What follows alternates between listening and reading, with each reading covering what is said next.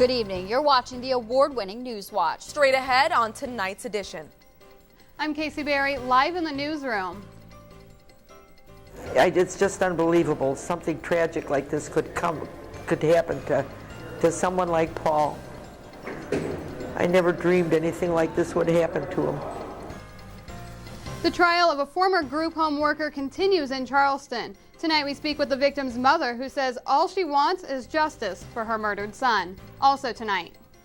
I'm Skywatch local forecaster Joseph Daines. We saw some scattered showers across east central Illinois this afternoon, but we held off here in Charleston. We're still under that slight risk for some severe weather. More on that in just a bit. Plus, the state's struggling to pay for the service. Now school districts may be steering towards charging students for their free ride to school. News Watch starts now. At Carl, we dedicate ourselves to helping you be great. And we have the expertise and inspiration to help you stay that way. Old Town Management of Charleston is proud to be a part of the award-winning News Watch. Old Town offers 1, 2, and 3-bedroom apartments close to campus in various locations. Monthly payments provide water, parking, and trash. More information is available at the number on your screen. Live, local, this is the award-winning News Watch. We want justice to be served to our son, Paulie, who he didn't deserve this, you know. A mother will settle for nothing less than a guilty verdict. The man accused of killing her son at a former Charleston group home stands trial. Good evening and thanks for joining us. I'm Nancy Youssef. And I'm Victoria Zeal. This week, the trial of 26-year-old Keon Newble got underway in Coles County. Newble is one of the 2 men charged in the January 2011 beating death of 42-year-old Paul McCann, a former resident of one of the Graywood Foundation's group homes in Charleston. News Watch's Casey Berry waited outside the courtroom with family and friends as witnesses testified today. She had the chance to speak with McCann's mother, who says this has been a long time coming. She joins us live from the newsroom with more. Casey? Nancy, Victoria, the pain of losing her son is still raw for Lois McCann. But it's not just the pain she's holding on to, it's also the memories she can't forget. Yeah. And he was just very, very wonderful. I can't describe him. And there'll never be another boy like Paulie. 42-year-old Paul McCann died in January 2011. More than a year has passed since his death, but Paul's mother, Lois McCann, says she can remember conversations with her son like they were yesterday. He said things to me that were so sweet. We'd be talking on the phone, and then right in the middle of a conversation, he'd say, "I love you, Mom." Lois says she has been counting the days for this trial to happen. So we're just praying that justice is served, finally, after over a year.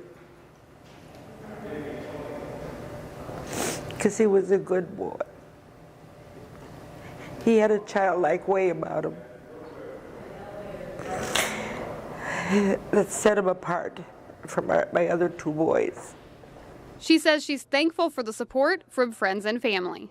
I have so many people praying for me and telling me to hold up for this, that, you know, that they hope that this goes the right way for us, and that justice will be served to these 2 men that did this to Paul. If justice is not done here on this earth, it will be done eventually in the hands of God. He will take care of it. I did try to speak with attorneys as well as Newble's family members, but they weren't ready to comment on the case just yet. Newble has pleaded not guilty to murder. Now, Marquis Harmon is also charged in the case, and he returns to court on May 14th for a status hearing. Reporting live in the newsroom, I'm Casey Berry. Back to you at the desk. Thanks, Casey. Moving to the most recent Coles County murder, Deputy Coroner Michael Bennett says preliminary autopsy results show 43-year-old John Lay died from blunt force trauma and choking on blood. Monday night, Mattoon police found Lay unconscious in an apartment on Richmond Avenue. Police say that night, Lay had been in a fight with Andrew Moorcraft over a woman. No weapons were found in the apartment. Moorcraft was arrested and is expected to be formally charged with second-degree murder. An infant death in Coles County is still being investigated. The sheriff's office says 6-month-old Jeanette Tilton was found unresponsive at a home in Etna on Saturday. Today, the Coles County Coroner's Office says autopsy results could take a couple more weeks. Police say the Illinois Department of Children and Family Services has removed 5 other children from ages 7 to 6 months from the home. A former Sunday school teacher accused of having sex with a teen at a Decatur church has pleaded not guilty to the charges. 44-year-old Christian Cody was arrested earlier this month and charged with criminal sexual assault, aggravated criminal sexual abuse, and child pornography. Authorities say Cody volunteered at East Park Baptist Church, where he has admitted to having nude photos of the girl and a year-long relationship with her. Cody returns to court on July 23rd. Switching gears now, temperatures hit 70 degrees today. But this warm weather brings with it the risk of some thunderstorms, Victoria. For the latest, we check in with Skywatch local forecaster Joseph Dames in the Weather Center. Good evening, Joseph. Good evening, Nancy and Victoria. Well, a mixture of sunshine and some light showers across east central Illinois. If we take a look at the radar, some band of precipitation really just flowing off to the southeast. That brought in a chance for some light showers for some counties. Here in Charleston, we held off, but I'll let you know what this system might mean to you for later on in the evening. More on that later on the broadcast. Nancy, back to you. Thanks, Joseph. Parents may need to start looking for alternate transportation to get their children to and from school. Education officials are considering a proposal to let schools stop offering free bus service. They could either get rid of the buses altogether or start charging for students to ride the bus each day. But local school officials are concerned about how this might affect families on low incomes or if students will stop attending school altogether. It would definitely have a negative effect, but we won't know the full ramifications until it's in effect. How many kids don't show up? It's just really kind of hard to pinpoint that. Officials say since 2010, transportation spending has been slashed by 42%. The State Board of Education could introduce the legislation this week. Officials warn that more cuts will increase the pressure to divert money from education and spend it on simply getting students to school. It's not only the Board of Education, but another Illinois agency experiencing money problems. A state audit has found the troubled College Illinois prepaid tuition plan continues to run a deficit as the agency that runs the program searches for a way to get it back on track. The audit found the tuition program's deficit to be about $262 million. The Illinois Student Assistance Program is working with lawmakers on a plan to repair the program's problems. A change at Eastern Illinois University is coming this fall. Starting next semester, Thomas Hall will become co-ed. Male and female living spaces will be divided by floor. Officials say the change is being made because of the popularity of Taylor Hall and because interest in all-male dorms is diminishing. Officials hope more choices for the student body will increase student satisfaction and housing numbers. And here's a free opportunity happening over at Lakeland College in Mattoon. This summer, the Agriculture Institute is offering free classes for K-12 educators on the impact of agriculture in our daily lives. The first session runs June 11th to the 13th from 8 to 5, and the second session happens June 18th to the 20th. For more information, you can visit our website at WEIU.net. They're offering an inside look at police work. In celebration of National Police Week, the Champaign Police Department will host an open house on Monday, May 14th. Organizers say the event will give the public a chance to tour the station and see demonstrations from the K-9 unit, SWAT team, and the explosive ordnance disposal units. Tours will be by appointment from 9 in the morning until 1 that afternoon. All other events will follow until 7 in the evening. Staying in Champaign, where volunteers are still needed for the Christie Clinic Illinois Marathon. As News Watch first reported on Friday, marathon officials say they needed 205 more volunteers to go forward with the race. We talked to race officials who say numbers have increased since last week, but they still need people. If you'd like to volunteer, visit our website at WEIU.net for more information. The warm temperatures return to central Illinois, but so does the rain. Forecaster Joseph Daines returns with a look at conditions in Charleston, Champaign, Neoga, and all the area. Your Skywatch report is coming up next.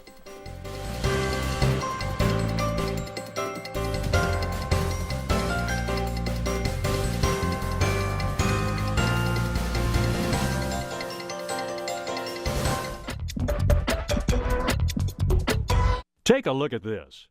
This newscast has gone to the Bears.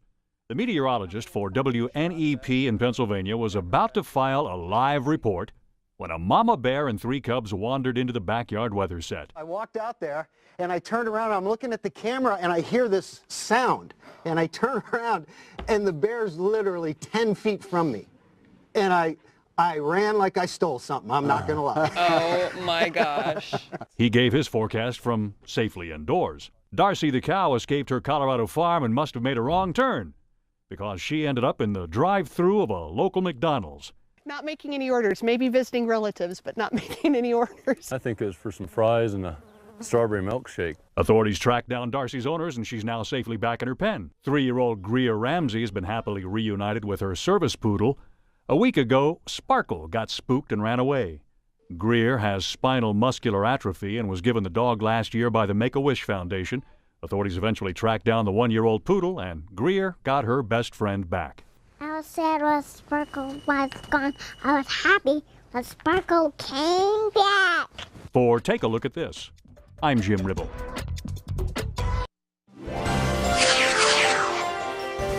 Your Skywatch forecast is made possible in part by Adams Memorials, with locations throughout Illinois, including Charleston, Mattoon, Champaign, Paris, Danville, Mount Zion, and Robinson.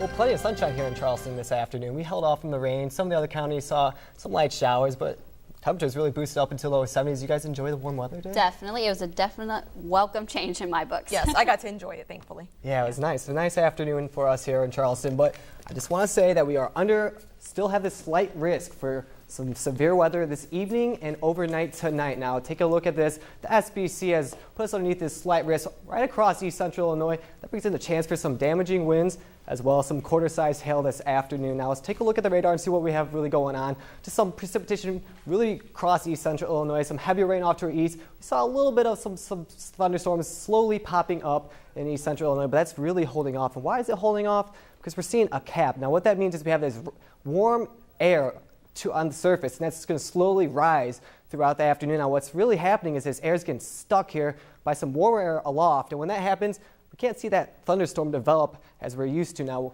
what is going to eventually happen or may happen, we'll see this warm air just break through, and as that breaks through, the chance for some clouds develop as well as some severe thunderstorms as well. So for our evening and overnight tonight, we might have that chance for that warm air to break through that cap and a chance for the severe thunderstorms for your Wednesday evening here and overnight as well. So what's bringing in some fueling, some southerly wind, bringing in warm air, sustained winds in the lower to mid-teen range, 14 miles here in Charleston, a little bit stronger off to the northwest in Decatur, sitting in the lower 20s, but strong southerly wind really boosting up our temperatures this afternoon as well. So if we take a look at our temperatures, sitting in the lower 70s here in Charleston, 72 here at home, just warmer to the south, 77 in Effingham, and we saw the lower 80s across to us in Taylorville here to the west, but really a warm afternoon this Wednesday. It's going to slowly continue over to your Thursday, but we will see conditions cool off. Now take a look at the futurecast. We have this system right off to our north, low pressure, this warm front just dragging over the northern counties, and that's where we're seeing a lot of its cloudier conditions as well as those light showers develop throughout the afternoon. Now we have this warm wind blowing up out of the south, warming our conditions up, but overnight tonight we'll start to see this cold front dip through. That's when we'll have our chance for some severe thunderstorms overnight and into your Thursday morning. But by your Thursday morning, conditions should clear up. It'll be cooler conditions by your Thursday, so you won't need that umbrella, but you might want to pull out a heavier jacket or even a sweatshirt. By your afternoon, temperature is going to warm up slowly, hitting the lower 70s for our southern counties, sitting in the upper 60s for your northern counties such as Champaign and Vermilion. By your Thursday afternoon, really conditions are going to stay clear, partly sunny skies. We won't see that rain hit east central Illinois until later on into your Friday. Now tomorrow, really area highs sitting in the lower 70s for us in Charleston, upper 60s to the north, Champaign 67 degrees, Danville sitting at 67 as well. Meanwhile, to our southwest, Taylorville sitting in the lower 70s, and Effingham sitting around 73 degrees for your Thursday afternoon. This evening, temperature sitting in the lower 70s. Southeast winds around 10 to 15 miles per hour.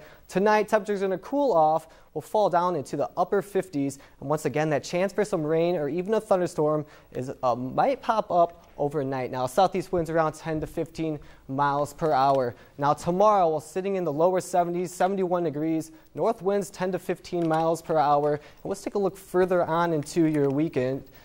Come Friday, a chance for some severe thunderstorms. Temperatures really cooling off, sitting in the lower 50s. Saturday, That rain's going to linger over, sitting in the lower 60s. Come Sunday, partly sunny skies, 61 degrees. And by your next work week, we'll see partly sunny skies, temperatures sitting in the lower 60s. So once again, we're under that slight risk for some severe weather overnight and this evening. And we're going to see that rain come in Friday afternoon. Wow. Okay. So once again, another weekend with, temperatures dropping a little bit and some rain. So we should get used to that. Yeah, that seems to be the trend. We're seeing rain come Friday, always for the weekend. So. Okay. Thanks, Joseph. A 39-game winning streak, and this team is still going strong. With a tournament just around the corner, they say this year it's all about showing just how big their swing is. Thanks for watching. Your WEIU Sports Watch report is coming up next. And my Nancy was quiet, vivacious, fun-loving. We laughed a lot. It's called Alzheimer's disease. Instead of a laughing, giggling person, she became more solemn. I needed help in any way, shape, or form. One night I saw a PBS program about Alzheimer's. That blew me away. After the program, my local PBS station had a call-in show about Alzheimer's resources in Montana. There was knowledge, and there was compassion, and there was empathy. And we really needed that. My local PBS station sent me information on Alzheimer's, which I shared with my nursing home. I found the information I could not get anyplace else.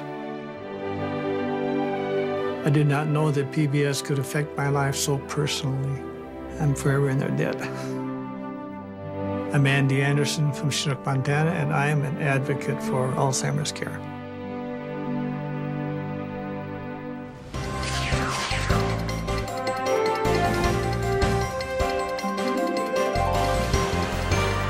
Lakeland College softball team, undefeated in the Great Rivers Athletic Conference, a 39-game win streak, and with more than 300 strikeouts, there's no doubt these Lakers know how to play. The Region 24 tournament starts Friday, and for some of the Lakers, it could be their last time in the red and black. Sports Watch's Cody Smith met up with some sophomores to catch their emotions. I want to be the best. It means everything. We're just pumped. And that's how this team feels about making it through the upcoming Region 24 tournament. On top, even after last year's tough conference loss. We lost to Wabash one game last year in conference. About 4 teams didn't play us in the conference during our conference season, so that set us back, and that allowed Wabash to win the conference, but we ended up taking the region, so it didn't matter in the end. The Lakers say they know it's going to be a lot of hard work, but the reward is untouchable. Getting back to the national tournament is a very, very big deal for us. We want to be the best team to come out of Lakeland College. And to do that, we have to make it to back-to-back nationals. I want to be the best. That's what, we just want to set the bar higher for every other team that comes here. So the competition is fierce, and we know that we can't overlook any team. So hard. We just want to get there and just, tear stuff up. But being perfect is no easy task. Players say it's all about staying focused. We've just been playing to perfection. Coach Nelson was saying that at the beginning of the season, play to perfection, and we've kind of stuck with that. Still have arguments, we're still human beings, we still fight with each other, but on that field, when it's time to get it done, we get it done. In Mattoon, I'm Cody Smith for WEIU Sports Watch. Lakeland College is the #1 seed in the tournament. They'll take on #8 seeded Southeastern Illinois College on Friday in Mattoon. Game time is set for 2. And while Lakeland doesn't play until Friday, the Eastern Illinois softball team is in action today in a doubleheader as they play host to IUPUI in a non-conference matchup. Stephanie Madej took the mound in Game 1 for the Panthers, who are coming off a 13-4 loss to Ohio Valley Conference foe Eastern Kentucky. Nearing the end of this one, we're in the 7th and we're tied 2-2. Game 2 is set to begin in about 20 minutes after Game 1.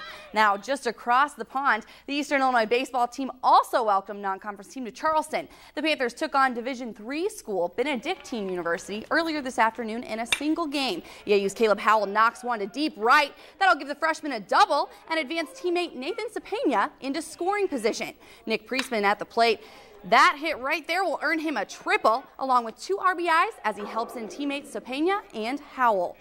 David Mirares now up, rips it to second, handled by Cepena, who throws it to Ryan Deneen and over to first to TJ McManus for the 4-6-3 double play. Eastern leads this one 7-6. The Panthers will be back in action Friday as they travel to Tennessee Tech to take on the Golden Eagles. Now, staying in Charleston, the Charleston High School baseball team welcomed the Decatur MacArthur Generals to town. The Big 12 team is in Charleston taking on the Apollo squad. Currently, the Trojans lead the Generals 8-0 in the 4th inning. CHS will be back in action tomorrow as they travel to Newton to take on the Eagles at 4:30. Now, looking to the majors. The Chicago Cubs host the Cardinals in Game 3 of the series. Matt Carpenter at bat for St. Louis. Solid contact for the single to right field. Knocks in Daniel Descalco to score the first run of the game. First baseman Brian LaHare pops it up to deep left center all the way back to the bleachers for a solo home run, and that'll tie it up in the bottom of the 4th. David Freese up for the Cards, and this one is out of there. Carlos Beltran makes it home, extending the Cardinals' lead 4-1. Though the Cubs won the first 2 games, Game 3 went to the Cards 5-1. Both teams have tomorrow off, but will be back in action on Friday. And with the Cubs and Cards busy in Chicago, the White Sox are enjoying the sun in California as they take on the Oakland Athletics. A.J. Pierzynski at bat for Chicago. He'll ground into a 4-6-3 double play to end the inning. Both teams remain scoreless. Josh Reddick up for the A's, fires it to the gap in right field. Jamil Weeks comes home to score run number 1. Now, Jonas Cespedes with a hit to short center field. Josh Reddick scores on the second run of the game for Oakland. This one is currently in extra innings, the 12th one to be exact, or tied 2-2, and the Sox will be back in action tomorrow when they host the Red Sox at home. Finally tonight, taking a look at another Chicago team. The Chicago Bulls are in Indianapolis tonight for a rivalry game against the Pacers. It's Indiana's regular season finale and Chicago's final road game before the postseason. Tip-off is set for 6 at Bankers Life Fieldhouse. That's all for sports. Nancy Victoria, back to you at the desk. Thanks, Claire. Warmer weather moves into central Illinois, but some rainy conditions do too. Skywatch local forecaster Joseph Dames returns to recap conditions in Charleston, Mattoon, Paris, and all the area next. But first, he reeled in a huge catch, and it's all caught on tape. We'll tell you about this kid's fishy experience. Thanks for watching. This is News Watch on WEIU. Ryan Seacrest won't be signing off from American Idol anytime soon. Fox announced the host will stay on with the show that made him famous, though terms of the deal, including length of time and pay, were not revealed. Seacrest is a busy man. He also hosts daily shows on Clear Channel Radio and E! He's an executive producer on a number of projects, and he'll be helping NBC cover the Olympics. John Cusack was honored Tuesday with a star on the Hollywood Walk of Fame. The stage-trained actor has appeared in more than 50 films, from his breakout role in 1989's Say Anything to the upcoming Edgar Allan Poe-inspired flick, The Raven. Cusack told Variety he's flattered to have a star, but says he still feels like he's in the middle of his career. Sinead O'Connor is canceling the rest of her U.S. tour. In a statement on her website, the singer apologized to fans, but says she's unwell from bipolar disorder. O'Connor had upcoming performances scheduled in Milwaukee, Chicago, Washington, D.C., and Philadelphia and New York. She hopes to be back on the stage in July for a tribute to the late Curtis Mayfield. For Hollywood Minute, I'm Carl Azus. Just in case you missed it, here's a recap of tonight's top story. This week, the trial of 26-year-old Keon Newble got underway in Coles County. Newble is one of the 2 men charged in the January 2011 beating death of 42-year-old Paul McCann, a former resident of one of Graywood Foundation's group homes in Charleston. Newswatch tried to speak with attorneys as well as Newble's family members, but they weren't ready to comment on the case yet. Newble has pleaded not guilty to murder. Marquis Harmon is also charged in the case, and he returns to court May 14th for a status hearing. Finally, on this Wednesday, a little fisherman has a big fish tale to share with his friends at school. This boy and his dad caught a shark while kayak fishing off the coast of Galveston, Texas. And as Arika Sargent reports, it's not the first time they've caught a shark. Every weekend we're out here. Not much scares 9-year-old Hunter Stevens. In fact, coming face to face with a shark is one of his obsessions. I know that they won't hurt you unless you do something bad to them. On his latest fishing trip with his dad Kevin in a kayak off the coast of Galveston Island, Hunter reeled in a huge catch. Okay, now hold it. In this home video, Hunter hooks the 5-foot-long fish. Then he passes the rod to his dad to secure the line. Shark? Yeah, I don't know. Put it out there. It's jumping. As it rose to the surface, Hunter realized he was right. There you go. Your first black tip of the season. Hunter is known for honing in on a big catch. Last August, he and his dad hooked a 7-foot shark. In both cases, as they basked in the warm glow of victory, they threw the fish back. This year, Kevin says their prized catches are coming early. We're getting runs from sharks probably a month earlier than last year. Mark Fisher with Texas Parks and Wildlife says they are noticing sharks swimming closer to shore earlier than usual. They're enjoying the unseasonably warm water temperatures.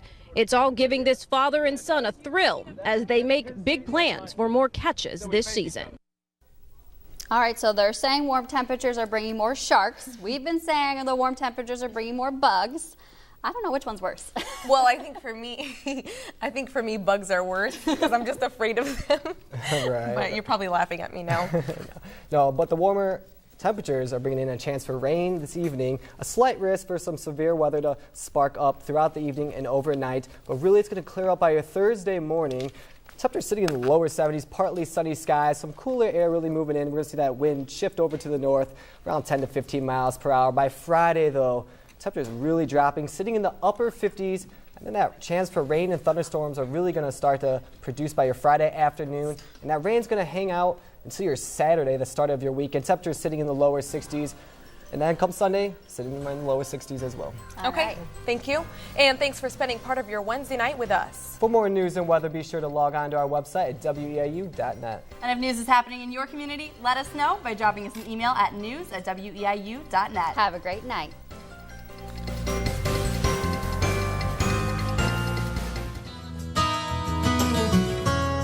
At Carl, we dedicate ourselves to helping you be great.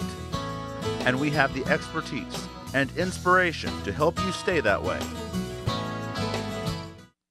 Old Town Management of Charleston is proud to be a part of the award-winning News Watch.